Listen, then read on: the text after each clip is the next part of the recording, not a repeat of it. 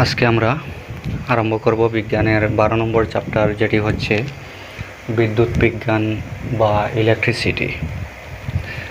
তো দেখো, বিদ্যুৎ বর্তমান যুগে বাড়িঘর, হাসপাতাল, শিল্প প্রতিষ্ঠান এবং ক্ষেত খামার, এই প্রতিটি ক্ষেত্রেই ব্যবহৃত শক্তির নির্ভরযোগ্য এবং নিয়ন্ত্রণযোগ্য উৎস হল বিদ্যুৎ। বিভিন্নভাবে বিভিন্ন কাজে বাড়িঘর, শিল্প প্রতিষ্ঠান বা ক্ষেত খামার, বিদ্যালয় ইত্যাদিতে এই বিদ্যুৎ ব্যবহার করা হয়। সুতরাং বিদ্যুতের গুরুত্বপূর্ণ এবং অপরিহার্য ভূমিকা বর্তমান সমাজ জীবনে আছে। এখন যেহেতু এই বিদ্যুৎ বিভিন্ন ক্ষেত্রে ব্যবহৃত শক্তির উপযোগী এবং নিয়ন্ত্রণযোগ্য শক্তির উৎস, সুতরাং আমরা এই বিদ্যুৎ সম্পর্কে জানার চেষ্টা করব। এখন এই চ্যাপ্টারে আমরা আলোচনা করব কিভাবে বিদ্যুৎ প্রবাহ উৎপন্ন হয়। তাছাড়া আমরা কোনো বর্তনীতে বিদ্যুৎ প্রবাহ কিভাবে ঘটে সেটা নিয়ে আলোচনা করব। বিদ্যুৎ বর্তনী কী সেটা নিয়েও আমরা আলোচনা করব এবং বিদ্যুৎ প্রবাহের তাপীয় প্রভাব নিয়ে আলোচনা করব এবং বিদ্যুতের বিভিন্ন ধরনের ব্যবহার নিয়ে এই চ্যাপ্টারে আমরা আলোচনা করব। তো প্রথমত হলো, দেখো, আমরা যে বিষয়টি নিয়ে আলোচনা করব সেটি হচ্ছে বিদ্যুৎ প্রবাহ এবং বর্তনী। প্রথম আমরা আলোচনা করব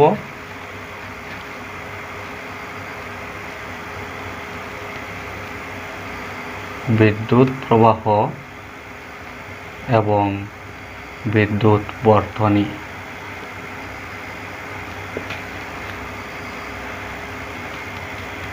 আচ্ছা, বিদ্যুৎ প্রবাহ বোঝার আগে আমরা যদি জল প্রবাহের কথা চিন্তা করি, যে জল নদীর মধ্য দিয়ে যে জল প্রবাহিত হয় সেটা কিভাবে প্রবাহিত হয়। জল নদীর মধ্য দিয়ে যখন প্রবাহিত হয়, কিভাবে প্রবাহিত হয়। তো এখন দেখো, জল প্রবাহের ফলে নদীতে জল স্রোতের সৃষ্টি হয় এবং সেটা কিভাবে হয়। তো আমরা দেখলাম যে সেটা যেহেতু উপর থেকে নিচের দিকেই জল প্রবাহিত হয়, বা যে কোনো তরল পদার্থ উপর থেকে নিচের দিকে প্রবাহিত হয়, তার মানে উপর থেকে নিচের দিকে প্রবাহিত হওয়া মানে সেটা হচ্ছে মাধ্যাকর্ষণীয় শক্তির প্রভাবে সেই জল প্রবাহিত হচ্ছে। কিন্তু এই মাধ্যাকর্ষণীয় শক্তির প্রভাবে বিদ্যুৎ প্রবাহ হয় না। বিদ্যুৎ প্রবাহ কিভাবে হয়? বিদ্যুৎ প্রবাহের অন্য কারণ আছে যে কেন হয়। তারপর আমরা যেমন টর্চ আমরা সবাই দেখেছি, টর্চের সুইচ যখন অন করা হয় তখন টর্চের বাল্ব জ্বলে ওঠে। যদি টর্চের মধ্যে বাল্ব, সুইচ এবং ব্যাটারি সেগুলো যদি উপযুক্তভাবে সংযুক্ত থাকে বা উপযুক্তভাবে যদি সঠিকভাবে স্থাপন করা থাকে, তাহলে টর্চের সুইচ অন করার সাথে সাথে টর্চের বাল্বটি জ্বলে ওঠে। অর্থাৎ এক্ষেত্রে কী হয়, বিদ্যুৎ কোষ বা ব্যাটারি থেকে বিদ্যুৎ প্রবাহিত হয় এবং বাল্ব জ্বলে ওঠে। কিন্তু টর্চের সুইচ যদি অফ থাকে, তাহলে টর্চের সুইচ অফ থাকা অবস্থায় কিন্তু বিদ্যুৎ প্রবাহিত হয় না। টর্চের সুইচ অফ থাকলে বা যদি এই ব্যাটারি, বাল্ব এবং সুইচ সেগুলো যদি সঠিকভাবে স্থাপন করা না হয়, তাহলে কিন্তু টর্চের সুইচ অন করলে বিদ্যুৎ প্রবাহিত হয় না। তাহলে এখানে সুইচের কাজ কি? এই যে যদি ব্যাটারি, বাল্ব এবং সুইচ সেগুলো সঠিকভাবে স্থাপন করা হয়, তারপরও যদি আমরা সুইচ অফ রাখি, তাহলে কিন্তু বাল্ব জ্বলে ওঠে না, সুইচ অন করতে হয়। তাহলে এখানে সুইচের কাজ কি? এখানে সুইচের কাজ হলো এই ব্যাটারি, বাল্ব এগুলোর মধ্যে সংযোগ স্থাপন করা। এগুলো যখন এগুলো যদি বিচ্ছিন্ন অবস্থায় থাকে, একটির সাথে অপরটির যদি সংযোগ না থাকে, তাহলে কিন্তু বাল্ব জ্বলে উঠবে না। সুতরাং এগুলোর মধ্যে যে সংযোগ, সেই সংযোগটি স্থাপন করাই হচ্ছে সুইচের কাজ। অর্থাৎ এই সুইচ বিদ্যুৎ প্রবাহিত হওয়ার জন্য অবিচ্ছিন্ন এবং আবদ্ধ পথ তৈরি করে। তো বিদ্যুৎ প্রবাহের জন্য অবিচ্ছিন্ন এবং আবদ্ধ যে পথ, সেটাকে বলা হয় বিদ্যুৎ বর্তনী। আমরা ছোটো ক্লাসে বিদ্যুৎ বর্তনীর চিত্র আমরা দেখেছি বা বিদ্যুৎ বর্তনী সম্পর্কে আমরা জেনেছি। দেখো, একটি সরল বিদ্যুৎ বর্তনী যদি আমরা অঙ্কন করে দেখাই, তাহলে এইভাবে হবে। এই হলো ব্যাটারি। তো ব্যাটারির চিহ্নকে এইভাবে বোঝানো হয়, বড় দিকটা হচ্ছে প্লাস এবং ছোটো দিক মাইনাস, সেগুলো আমরা আগে দেখেছি। তো এটি অ্যাকচুয়ালি আমরা যখন ব্যাটারি সিঙ্গল হিসাবে যখন থাকে, তখন সেটাকে বিদ্যুৎ কোষ বলা হয় সাধারণত। যদিও আমরা সেটাকে ব্যাটারি বলি, কিন্তু অ্যাকচুয়ালি সিঙ্গল ব্যাটারিটা হচ্ছে একটি বিদ্যুৎ কোষ। এবং যখন একটার চাইতে বেশি বিদ্যুৎ কোষ যখন একত্রিত হয়, তখন সেটাকে বলা হয় ব্যাটারি। ঠিক আছে?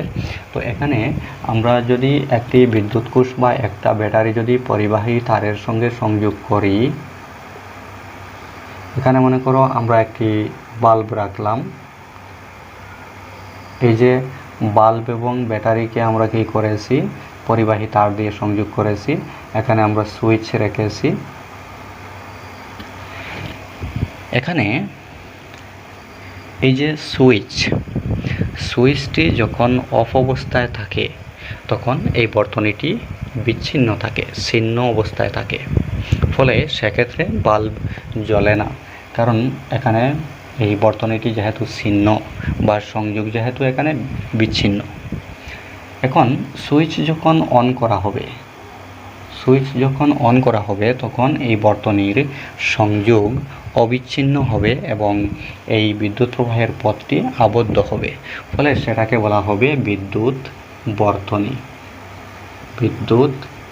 বর্তনী।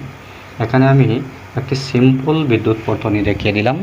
ব্যাটারি, বাল্ব এবং সুইচ আর পরিবাহী তার, এগুলো দিয়ে কিভাবে বর্তনী রেখাচিত্র অঙ্কন করতে হয় বা বর্তনী মানে কি, সেটা আমরা এখান থেকে দেখলাম যে বিদ্যুৎ প্রবাহের অবিচ্ছিন্ন এবং আবদ্ধ পথকে বলা হয় বিদ্যুৎ বর্তনী। এখানে সুইচের কাজ কি? সুইচের কাজ হচ্ছে এই বর্তনীটাকে অবিচ্ছিন্ন বা আবদ্ধ করে রাখা, বিদ্যুৎ প্রবাহের পথ আবদ্ধ করা। দেখো, আমরা ঘরের মধ্যে যে সুইচ ব্যবহার করি, সেটাতে আসলে কি থাকে দেখবে তোমরা, সুইচের মধ্যে দুইটি তার আসে, একটি হচ্ছে পজিটিভ এবং একটি হচ্ছে নেগেটিভ। এই পজিটিভ এবং নেগেটিভ দুইটি তার যখন সুইচের মধ্যে আসে, তো সুইচ যখন অফ থাকে, তখন এই তার দুইটি বিচ্ছিন্ন থাকে, আলাদা থাকে। সুইচ যখন অন করা হয়, তখন দুইটি তারের সংযোগ হয়, এর ফলে বাল্বটি জ্বলে ওঠে। তার মানে সুইচ এখানে বর্তনীকে অবিচ্ছিন্ন এবং আবদ্ধ করতে সাহায্য করে, যার ফলে এই বর্তনীর মধ্য দিয়ে ব্যাটারি থেকে বিদ্যুৎ প্রবাহিত হয় এবং বিদ্যুৎ প্রবাহের ফলে বাল্ব জ্বলে ওঠে। তাহলে আমরা এখান থেকে দেখলাম যে বিদ্যুৎ প্রবাহের অবিচ্ছিন্ন এবং আবদ্ধ পথকে বলা হয় বিদ্যুৎ বর্তনী। এখন আমরা এই বর্তনীর মধ্য দিয়ে যে বিদ্যুৎ প্রবাহিত হয়, বিদ্যুৎ প্রবাহের পরিমাণ কিভাবে আমরা প্রকাশ করব, কতটুকু বিদ্যুৎ প্রবাহিত হচ্ছে তার পরিমাণ আমরা কিভাবে নির্ণয় করব। তো বিদ্যুৎ প্রবাহ মানে কি? বিদ্যুৎ প্রবাহ হচ্ছে আসলে কোনো একটি বিশেষ অঞ্চলের মধ্য দিয়ে একক সময়ে যে পরিমাণ বিদ্যুৎ আদান প্রবাহিত হয় কোনো একটি নির্দিষ্ট পরিবাহী তারের কোনো একটি নির্দিষ্ট অঞ্চলের মধ্য দিয়ে একক সময়ে যে পরিমাণ বিদ্যুৎ আদান প্রবাহিত হয় সেই বিদ্যুৎ আদানের পরিমাণকে বলা হয় বিদ্যুৎ প্রবাহ। একক সময়ে প্রবাহিত বিদ্যুৎ আদানের পরিমাণকে বলা হয় বিদ্যুৎ প্রবাহ। অথবা আমরা অন্যভাবে বলতে পারি যে বিদ্যুৎ আদানের প্রবাহের হারকে বিদ্যুৎ প্রবাহ বলা হয়। আদানের প্রবাহের হার মানেই হচ্ছে একক সময়ে কী পরিমাণ বিদ্যুৎ আদান প্রবাহিত হয়। তো এখন দেখো, আদান আমরা জানি দুই প্রকার, একটি হচ্ছে ধনাত্মক আদান এবং একটি হচ্ছে ঋণাত্মক আদান। একটি হচ্ছে ধনাত্মক আদান আর একটি হচ্ছে ঋণাত্মক আদান। আমরা ক্লাস 9-এ পেয়েছি যে আদান দুই প্রকার, ধনাত্মক আদান এবং ঋণাত্মক আদান। তো ধনাত্মক আদান বলা হয় প্রোটনকে বলা হয় ধনাত্মক আদান এবং ইলেকট্রনকে বলা হয় ঋণাত্মক আদান। ঠিক আছে, এখন এই যে প্রোটন এবং ইলেকট্রন, আমরা ক্লাস 9-এর পরমাণুর গঠন চ্যাপ্টার সেটাতে দেখেছিলাম যে পরমাণুর নিউক্লিয়াসে প্রোটন থাকে এবং নিউক্লিয়াসের বাইরে কিছু নির্দিষ্ট কক্ষপথ দিয়ে ইলেকট্রনগুলো ঘুরতে থাকে। এই প্রোটন এবং ইলেকট্রন সেগুলোকে অবপারমাণবিক কণা বলা হয়। প্রোটন, ইলেকট্রন এবং নিউট্রন, এই তিনটি হচ্ছে অবপারমাণবিক কণা। কিন্তু এই ইলেকট্রন, প্রোটন এবং নিউট্রন সেগুলো কিন্তু একসাথে আবিষ্কার হয়নি। প্রোটন আবিষ্কার হয়েছে আগে এবং বিদ্যুৎ সম্পর্কে যখন জানা গিয়েছিল, যখন বিদ্যুৎ সম্পর্কে জানা গেছে তখন পর্যন্ত কিন্তু ইলেকট্রন আবিষ্কার হয়নি, তখন তার আগে প্রোটন আবিষ্কার হয়েছে। সুতরাং যখন প্রোটন আবিষ্কারের পরে বিদ্যুৎ সম্পর্কে যখন জানা গেল, তখন আদানের প্রবাহ বলতে এখানে ধনাত্মক আদানের প্রবাহকেই ধরা হতো। ধনাত্মক আদানের প্রবাহকে ধরা হতো, অর্থাৎ প্রোটনের প্রবাহকে ধরা হতো এবং প্রোটনের প্রবাহকে বিদ্যুৎ প্রবাহ বলা হতো। আদানের প্রবাহের হার বলতে সেক্ষেত্রে যখন ইলেকট্রন আবিষ্কার হয়নি তখন পর্যন্ত এই প্রোটনের প্রবাহের হারকে বলা হতো বিদ্যুৎ প্রবাহ এবং এই প্রোটনের প্রবাহের যে দিক, সেই দিকটাকে বলা হতো বিদ্যুৎ প্রবাহের দিক। কিন্তু পরে যখন ইলেকট্রন আবিষ্কার হলো এবং এটাও জানা গেল যে পরমাণুর নিউক্লিয়াসে প্রোটন থাকে, সুতরাং সেই প্রোটনগুলো পরমাণুর নিউক্লিয়াস থেকে বেরিয়ে যেতে পারে না, তখন এই ধারণার পরিবর্তন হলো এবং তখন থেকে বলা হয় যে ইলেকট্রনের প্রবাহের হারকে বিদ্যুৎ প্রবাহ।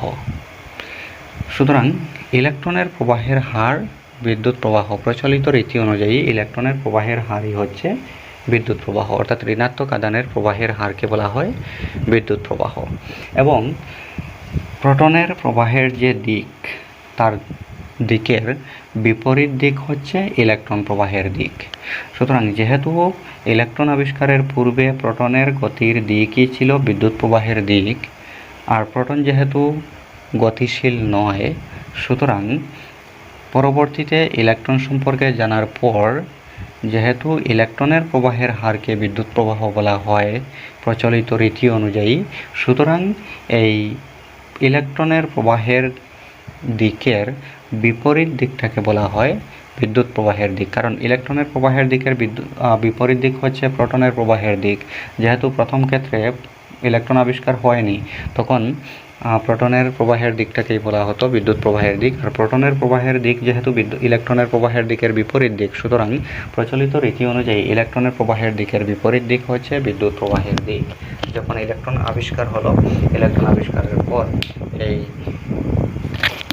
পর থেকে প্রচলিত রীতি অনুযায়ী বিদ্যুৎ প্রবাহ হচ্ছে ঋণাত্মক আদান, অর্থাৎ ইলেকট্রনের প্রবাহকে বলা হয় বিদ্যুৎ প্রবাহ এবং ইলেকট্রনের প্রবাহের বিপরীত দিকটি হচ্ছে বিদ্যুৎ প্রবাহের দিক। এখন আমরা বিদ্যুৎ প্রবাহের প্রচলিত দিক জানলাম বা প্রচলিত রীতি অনুযায়ী বিদ্যুৎ প্রবাহের দিক আমরা জানলাম এবং দেখলাম যে ইলেকট্রনের প্রবাহের হার হচ্ছে বিদ্যুৎ প্রবাহের দিক। এবং বিদ্যুৎ প্রবাহ মানে আমরা জেনেছি যে একক সময়ে কোনো একটি বিশেষ অঞ্চলের মধ্য দিয়ে যে পরিমাণ বিদ্যুৎ প্রবাহিত হয় সেটাকে বলা হয় বিদ্যুৎ প্রবাহ। দেখো, আমরা যদি এখানে আধানকে যদি কিউ দ্বারা প্রকাশ করি এবং সময়কে যদি আমরা টি দ্বারা প্রকাশ করি আর বিদ্যুৎ প্রবাহকে যদি আই দ্বারা প্রকাশ করি, তাহলে টি সময়ে প্রবাহিত আধানের পরিমাণ যদি কিউ হয়, তবে বিদ্যুৎ প্রবাহের পরিমাণ আই ইকুয়াল টু হবে Q by T. I equal to Q by T, অর্থাৎ আধান, বিদ্যুৎ প্রবাহ এবং সময় এই তিনটির মধ্যে সম্পর্ক হচ্ছে I equal to Q by T. এর অর্থ কি? আমরা দেখেছি যে বিদ্যুৎ প্রবাহ মানে হচ্ছে আধানের প্রবাহের হার, মানে একক সময়ে প্রবাহিত আধানের পরিমাণ। তাহলে এখানে আধানের পরিমাণ যদি আমরা কিউ ধরি এবং সময়ের পরিমাণ যদি টি ধরি, অর্থাৎ টি সময়ে যদি কিউ কুলম্ব আধান প্রবাহিত হয়, তাহলে একক সময়ে যে প্রবাহিত আধানের পরিমাণ হবে কিউ বাই টি। সুতরাং বিদ্যুৎ প্রবাহের পরিমাণ আই ইকুয়াল টু হবে কিউ বাই টি। এখন এই আধানের এসআই একক হচ্ছে কুলম্ব। আধানের এসআই একক হলো কুলম্ব, সেটাকে ক্যাপিটাল সি দ্বারা বোঝানো হয়। আধানের এসআই একক হলো কুলম্ব, সেটাকে ইংরাজি সি অক্ষর দ্বারা সূচিত করা হয়। এবং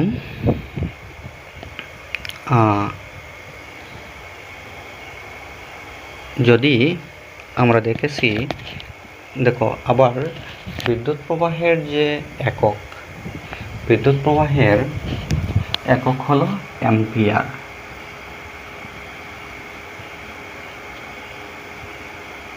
বিদ্যুৎ প্রবাহের একক হলো অ্যাম্পিয়ার। সেটা একজন ফরাসি বৈজ্ঞানিকের নাম অনুসারে রাখা হয়েছে, যে ফরাসি বৈজ্ঞানিকের নাম হলো আন্দ্রে মারি অ্যাম্পিয়ার। আন্দ্রে মারি অ্যাম্পিয়ার।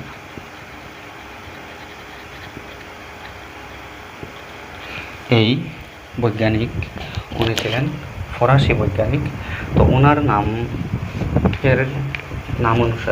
নাম অনুসারে বিদ্যুৎ প্রবাহের একক অ্যাম্পিয়ার রাখা হয়েছে। এখন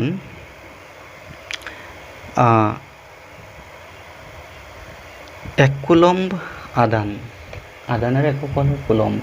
তো এক কুলম্ব আধান মানে কতটা ইলেকট্রন?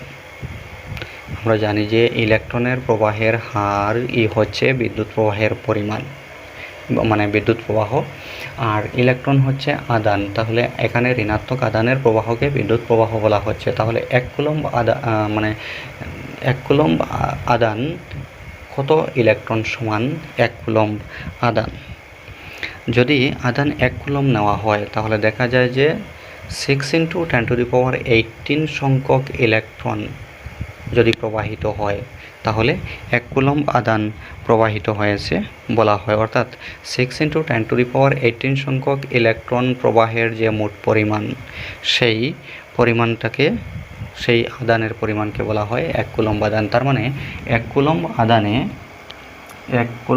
আধানে থাকে 6 × 10⁻18 সংখ্যক ইলেকট্রন। 6 × 10⁻18 সংখ্যক ইলেকট্রন যদি প্রবাহিত হয়, তাহলে প্রবাহিত মোট আধানের পরিমাণ হবে এক কুলম্ব। এবং একটি ইলেকট্রনে মোট আধানের পরিমাণ হলো, একটি ইলেকট্রনে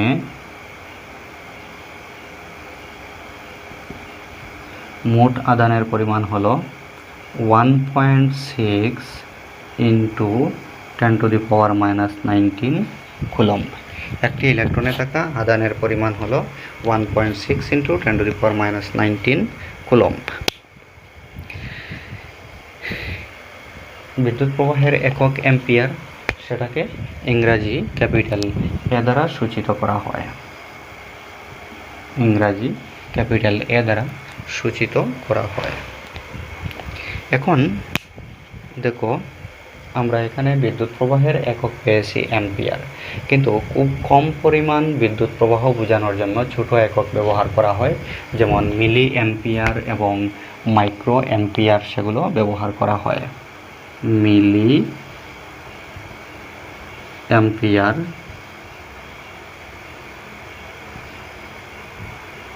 এবং মাইক্রো অ্যাম্পিয়ার কম পরিমাণ আদান বোঝানোর জন্য এই এককগুলো ব্যবহার করা হয়, যেহেতু এই এককগুলো অ্যাম্পিয়ার এককের চেয়ে ছোট একক। তো মিলি অ্যাম্পিয়ারকে বোঝানো হয় স্মল এম ক্যাপিটাল এ দ্বারা সূচিত করা হয়, আর মাইক্রো অ্যাম্পিয়ারকে মিউ এ দ্বারা সূচিত করা হয়। এই যে অক্ষর সেটি হচ্ছে একটি গ্রিক অক্ষর, যেটাকে মিউ বলা হয়। এ মানে অ্যাম্পিয়ার, মিউ মানে মাইক্রো। তো মাইক্রো অ্যাম্পিয়ার দ্বারা সূচিত করা হয়, মানে মাইক্রো অ্যাম্পিয়ার এবং মিলি অ্যাম্পিয়ার সেগুলো হচ্ছে কম পরিমাণ বিদ্যুৎ প্রবাহের ক্ষেত্রে একক হিসাবে ব্যবহার করা হয়। এখন 1 মিলি অ্যাম্পিয়ার সমান কত অ্যাম্পিয়ার হবে, কারণ এখানে অ্যাম্পিয়ারের সাথে মিলি অ্যাম্পিয়ারের সম্পর্ক থাকতে হবে। তো 1 মিলি অ্যাম্পিয়ার ইকুয়াল টু হচ্ছে 10⁻³ অ্যাম্পিয়ার। 10⁻³ অ্যাম্পিয়ারকে বলা হয় 1 মিলি অ্যাম্পিয়ার, এবং 1 মাইক্রো অ্যাম্পিয়ার সমান হচ্ছে 10⁻⁶ অ্যাম্পিয়ার। ঠিক আছে, 10⁻⁶ অ্যাম্পিয়ারকে বলা হয় 1 মাইক্রো অ্যাম্পিয়ার, এবং 10⁻³ অ্যাম্পিয়ারকে বলা হয় 1 মিলি অ্যাম্পিয়ার। এই যে বিদ্যুৎ প্রবাহ, সেটা তার পরিমাণ কীভাবে নির্ণয় করা হয়? কোনো বর্তনীর মধ্য দিয়ে যে বিদ্যুৎ প্রবাহ, কত অ্যাম্পিয়ার বিদ্যুৎ প্রবাহিত হচ্ছে, বা কত মিলি অ্যাম্পিয়ার বা কত মাইক্রো অ্যাম্পিয়ার বিদ্যুৎ প্রবাহিত হচ্ছে, সেটা কীভাবে নির্ণয় করা হয়? তো বর্তনীতে বিদ্যুৎ প্রবাহ মাপা হয় যে যন্ত্রের সাহায্যে, সেই যন্ত্রটি হচ্ছে অ্যামিটার।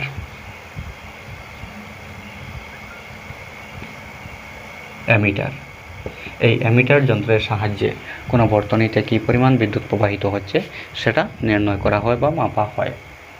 তাহলে এই মনে করো এই বর্তনীতে কী পরিমাণ বিদ্যুৎ প্রবাহিত হচ্ছে সেটা নির্ণয় করার জন্য এই বর্তনীতে এই অ্যামিটার সংযোগ করতে হবে। এখন প্রশ্ন হলো যে এই অ্যামিটার কীভাবে সংযোগ করা হবে? তো যে কোনো বর্তনীর সংযোগ করার দুইটি উপায় আছে, একটি হচ্ছে শ্রেণীবদ্ধ সজ্জা, একটি হচ্ছে সমান্তরাল সজ্জা। সেগুলো সম্পর্কে আমরা পরে ডিটেলস জানবো। মনে রাখবে, এখানে যখন অ্যামিটার কোনো বর্তনীতে সংযোগ করা হয় বর্তনীতে প্রবাহিত বিদ্যুৎ প্রবাহের পরিমাণ নির্ণয়ের জন্য, তখন অ্যামিটারকে শ্রেণীবদ্ধ সজ্জায় সংযোগ করা হয়। রেখাচিত্রের মাধ্যমে যখন বোঝানো হয় তখন অ্যামিটারকে এইভাবে বোঝানো হয়, এ দিয়ে রাউন্ড করা হয়। এটি হচ্ছে অ্যামিটারের চিহ্ন। তো অ্যামিটার এই বর্তনীতে শ্রেণীবদ্ধভাবে সংযোগ করা হবে যখন বিদ্যুৎ প্রবাহের পরিমাণ মাপা হবে, বা বিদ্যুৎ প্রবাহের পরিমাণ মাপার জন্য। ঠিক আছে, এখন দেখো আমরা এখানে একটি সরল বর্তনী প্রথমেই দেখানো হয়েছে, যে বর্তনীতে বাল্ব, ব্যাটারি, অ্যামিটার এবং সুইচ সংযোগ করা হয়। কিভাবে সংযোগ করতে হয় বা কিভাবে এই বর্তনী রেখাচিত্র অঙ্কন করতে হয় সেটা দেখানো হয়েছে। এখন এই বর্তনীর সুইচ যখন অন করা হবে তখন বিদ্যুৎ প্রবাহিত হবে। তাহলে এই বিদ্যুৎ প্রবাহ কোন দিক থেকে কোন দিকে প্রবাহিত হবে? দেখো আমরা দেখেছি যে বিদ্যুৎ প্রবাহ ইলেকট্রনের প্রবাহের দিকের বিপরীত দিক হচ্ছে বিদ্যুৎ প্রবাহ। ব্যাটারির একটি প্রান্ত হচ্ছে পজিটিভ, একটি প্রান্ত হচ্ছে নেগেটিভ। ঠিক আছে, সুতরাং নেগেটিভ মানে অ্যাক্সেস অফ ইলেকট্রন, ইলেকট্রনের সংখ্যার আধিক্য। সুতরাং এখানে ইলেকট্রন প্রবাহিত হবে ঋণমেরু থেকে ধনমেরুর দিকে, ঋণমেরু থেকে ধনমেরুর দিকে ইলেকট্রন প্রবাহিত হবে। সুতরাং তার বিপরীত দিক হবে বিদ্যুৎ প্রবাহের দিক। তাহলে বিদ্যুৎ প্রবাহের দিক হবে ধনমেরু থেকে ঋণমেরুর দিকে, ধনমেরু থেকে ঋণমেরুর দিকে বিদ্যুৎ প্রবাহিত হবে। ঠিক আছে, তাহলে বিদ্যুৎ প্রবাহের কোনো একটি ব্যাটারির ক্ষেত্রে বা কোনো একটি বিদ্যুৎ কোষের ক্ষেত্রে বিদ্যুৎ প্রবাহের যে প্রচলিত দিক সেটা হচ্ছে ব্যাটারি বা বিদ্যুৎ কোষের ধনমেরু থেকে ঋণমেরুর দিকে। ঠিক আছে, এখন দেখো এখানে আমরা বিদ্যুৎ প্রবাহের যে সংজ্ঞা সেই সংজ্ঞা অনুযায়ী আমরা দেখেছি যে একক সময়ে প্রবাহিত আদানের পরিমাণকে বিদ্যুৎ প্রবাহ বলা হয়। এখন বিদ্যুৎ প্রবাহ 1 অ্যাম্পিয়ার প্রবাহিত হবে কখন, বা বিদ্যুৎ প্রবাহ 1 অ্যাম্পিয়ার বলিতে আমরা কি বুঝি? এখানে দেখো, বিদ্যুৎ প্রবাহের পরিমাণ 1 অ্যাম্পিয়ার যদি পেতে হয় তাহলে কি হতে হবে? যদি আমরা আদানের পরিমাণ ধরি 1 একক, অর্থাৎ 1 কুলম্ব আদান, এবং সময় যদি আমরা ধরি 1 সেকেন্ড, মানে 1 সেকেন্ডে যদি 1 কুলম্ব আদান প্রবাহিত হয়, তখন কিউ এর মান হচ্ছে 1 কুলম্ব, মানে আদান হচ্ছে 1 কুলম্ব আর সময় হচ্ছে 1 সেকেন্ড। সেক্ষেত্রে বিদ্যুৎ প্রবাহের পরিমাণ আই ইকুয়াল টু হবে কিউ বাই টি। কিউ এর ভ্যালু হচ্ছে 1 কুলম্ব এবং সময় হচ্ছে 1 সেকেন্ড। তাহলে 1/1 মানে 1, তার মানে আই ইকুয়াল টু হচ্ছে 1। তাহলে আই মানে বিদ্যুৎ প্রবাহ, তো বিদ্যুৎ প্রবাহের পরিমাণ হলো 1 অ্যাম্পিয়ার। তাহলে বিদ্যুৎ প্রবাহ 1 অ্যাম্পিয়ার বলতে আমরা কী বুঝি? যখন 1 কুলম্ব আদান 1 সেকেন্ডে প্রবাহিত হবে, তখন বিদ্যুৎ প্রবাহের পরিমাণ হবে 1 অ্যাম্পিয়ার। অর্থাৎ 1 সেকেন্ডে 1 কুলম্ব আদান প্রবাহিত যদি হয় কোনো বর্তনীর মধ্য দিয়ে, তাহলে এই বর্তনীর মধ্য দিয়ে প্রবাহিত বিদ্যুৎ প্রবাহের যে পরিমাণ, সেটাকে বলা হবে বিদ্যুৎ প্রবাহ 1 অ্যাম্পিয়ার। ঠিক আছে? তাহলে আমরা এখানে কি জানলাম? এখানে আমরা বিদ্যুৎ বর্তনী কি সেটা আমরা জেনেছি, তারপর বিদ্যুৎ প্রবাহ মানে কি সেটা আমরা জেনেছি, বিদ্যুৎ প্রবাহের একক কি, তারপর আমরা দেখেছি যে আদানের একক কি।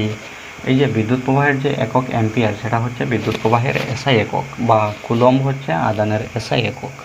ঠিক আছে? তাহলে এখানে আমরা কি প্রশ্ন সম্পর্কে আলোচনা করলাম, কি প্রশ্নের আনসার এখানে জানতে পারলাম। প্রথমত আমরা দেখলাম যে বিদ্যুৎ বর্তনী মানে কি, তারপর বিদ্যুৎ প্রবাহ মানে কি, তারপর বিদ্যুৎ প্রবাহের প্রচলিত দিক আমরা জানলাম, তারপর আদানের একক জানলাম, বিদ্যুৎ প্রবাহের এসআই একক জানলাম, 1 কুলম্ব আদানে কতটি ইলেকট্রন থাকে, বা একটি ইলেকট্রনে থাকা আদানের পরিমাণ কত সেটা আমরা জানলাম, এবং বিদ্যুৎ প্রবাহ 1 অ্যাম্পিয়ার বলিতে আমরা কী বুঝি সেটা আমরা জানলাম। তো এই পর্যন্ত আজকে আলোচনা। তারপর আমরা আগামী দিন পরবর্তী অংশ আলোচনা করব। পরবর্তীতে আছে বিদ্যুৎ বিভব এবং বিভব প্রভেদ। ঠিক আছে? তাহলে আজকে এতটুকুই থাকলো। ওকে।